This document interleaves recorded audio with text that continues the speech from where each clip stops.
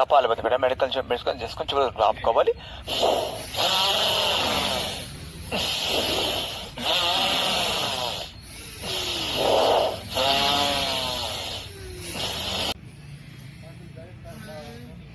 Okay, kapalbhati. కపాలం అంటే స్కల్లు, భాతి అంటే మురికి, మనకు తలనోటి మురికి తొలగించడానికి హెల్ప్ చేస్తుంటుంది. అదే బ్రెయిన్ సెన్స్ యాక్టివేట్ చేయడానికి, నెక్ ఎక్సర్సైజ్ కు, థైరాయిడ్స్ కు, అదే కదా శరీర ఆకృతి పెంచడానికి కూడా హెల్ప్ చేస్తూ ఉంటుంది.